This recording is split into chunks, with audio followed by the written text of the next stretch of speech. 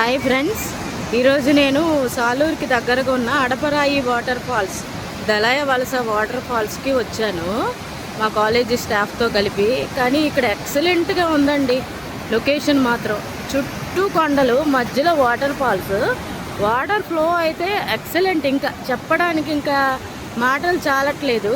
తప్పనిసరిగా విజిట్ చేయాల్సిన ప్లేస్ అన్నమాట. సాలూరులో నియర్ బై ఉన్న వాళ్ళు ఎవరైనా, సాలూరు నుండికి ఇక్కడ దగ్గరండి, వెహికల్స్ కూడా వాటర్ ఫాల్స్ వరకు వస్తాయి. ఇక్కడ ఫుడ్కి వాటికి చాలా బాగుంది.